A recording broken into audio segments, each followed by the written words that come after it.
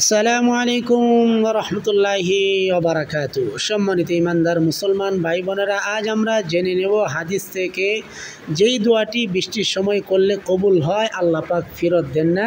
সেই দোয়াটি আমরা হাদিস থেকে জেনে নেব ইনশাআল্লাহ। আল্লাহ রসুল সাল্লাল্লাহু আলাইহি ওয়াসাল্লাম বলেন, আল্লাহ পাক চারটা বিষয়কে পছন্দ করেন, তার ভিতরে একটি হচ্ছে বৃষ্টি। বৃষ্টির সময় আল্লাহ পাক খুশি হন এবং বৃষ্টিকে আল্লাহ পাক পছন্দ করেন। সুবহানাল্লাহ।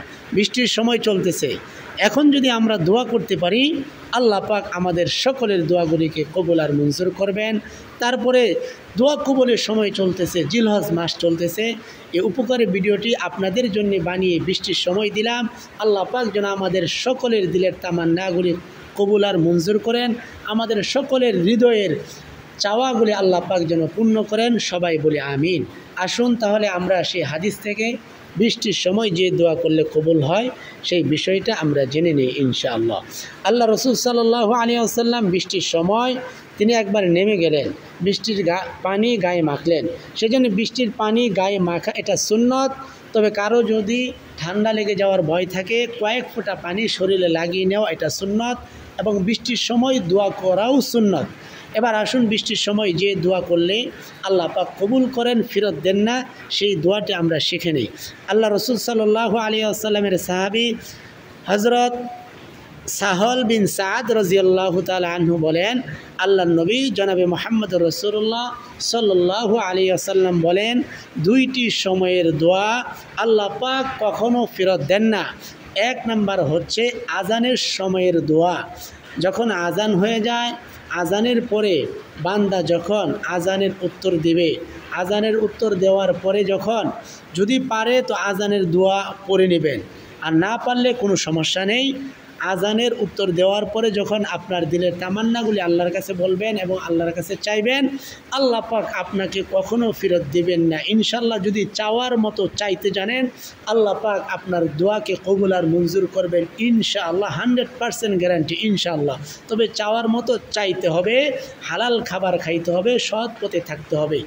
দ্বিতীয়ত আল্লাহ রসুল বলেন, যখন মুষলধারে বৃষ্টি হয়, ঝিরিঝিরি বৃষ্টি হয়, ওই বৃষ্টির সময় বান্দা যখন আল্লাহর কাছে দোয়া করে, নিজের তামান্নাগুলির কথা বলে, তখন আল্লাহ পাক সেই দোয়াকে ফেরত দেন না। তবে সহি হাদিসে যেই দোয়াটার কথা বলা হয়েছে, সেই দোয়াটি স্ক্রিনে দিয়ে দিলাম, আপনারা সবাই শিখে নেবেন।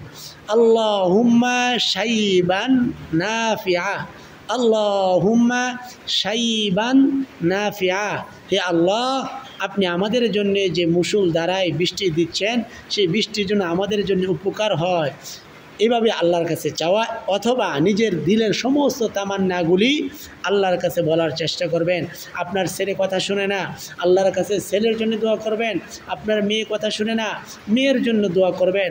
আপনার ব্যবসায়ী লস, জিলহজ মাস চলতেছে, দোয়া কবুলের প্রতীক, হজের প্রতীক, দোয়া কবুলের সময় আল্লাহর কাছে জিলহজ মাসের 10 দিন সবচেয়ে বেশি দামি, সবচেয়ে বেশি দোয়া কবুল হয়। সেজন্যে আপনার ব্যবসায় লস হয়, আল্লাহর কাছে বলেন। ঝিরিঝিরি বৃষ্টি হইতেছে, আল্লাহর কাছে বলেন, আল্লাহর কাছে চান। রব্বি করিম আপনার দোয়া আজ না কবুল করলে কাল করবে, কাল না করলে পরশু করবে। আপনি দোয়া করতে থাকেন, তো আল্লাহ পাক চায় বান্দা যেন আল্লাহর কাছে চায়। সেজন্য আল্লাহ পাক ওই বান্দার উপরে বেশি খুশি হয় যে বান্দা বেশি থেকে বেশি আল্লাহর কাছে চায়। সেজন্যে আমরা সবাই এই বৃষ্টির সময়ে আসুন আল্লাহর কাছে দিলের তামান্নাগুলি খুলে বলি, আল্লাহর কাছে চাই।